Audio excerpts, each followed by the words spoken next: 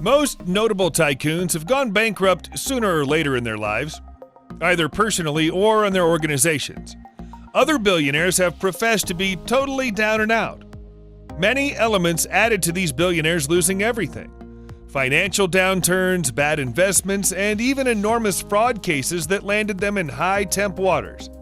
Today, we're going to talk about 10 famous billionaires who've become bankrupt or defaulted on some loans, in addition to the wild accounts of their fall from the top. Patricia Klug. Patricia Klug experienced the embodiment of high society life before losing everything during the housing market crash of 2008. After a progression of helpless ventures and pouring cash into her home just before the housing market slammed, Klug lost everything.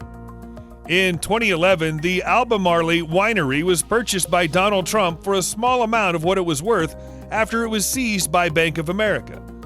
Klug held an auction and all of her fine jewelry and different crown jewels of riches to attempt to save herself from bankruptcy.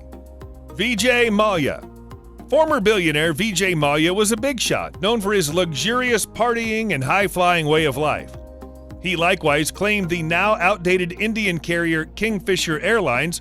When he defaulted on installments, the Indian banks he'd obtained cash from came searching for him. Utilizing a political visa he had attained through becoming a member of the upper house of parliament in India, he fled from India to the UK. The billionaire is blamed for bank extortion and money laundering charges, adding up to an expected $1.3 billion. Sean Quinn. He was previously the richest man in Ireland before he lost anything. Due to a number of bad investments in an Irish bank, Quinn had to hand over most of his $2.8 billion fortune. In November 2011, Quinn guaranteed his assets to be under £50,000 when he applied for bankruptcy.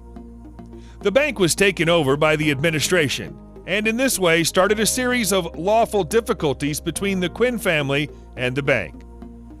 Jocelyn Wildenstein.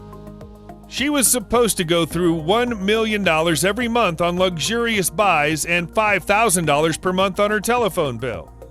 In May 2018, the socialite declared all-out Chapter 11, saying she had $0 in her financial records. Once worth billions, Jocelyn Wildenstein is worth a lot less these days. A lot of her budgetary troubles, she stated, are from a flawed divorce settlement. In spite of burning through $2.5 billion she got in the separation, Wildenstein told the New York Post that she was guaranteed considerably more. Bernard "Bernie" Madoff. Bernard holds the controversial title of pioneer of the biggest Ponzi scheme in U.S. history. His investors' losses aggregated to about $65 billion and went undetected for quite a long time. In 2008, Madoff was accused of 11 tallies of fraud, tax evasion, money laundering, and robbery. He got a greatest sentence of 150 years in government jail. His enormous Ponzi scheme started to loosen up after financial specialists requested an aggregate of $7 billion in returns. At that point, Madoff had just $200 million to $300 million remaining to give.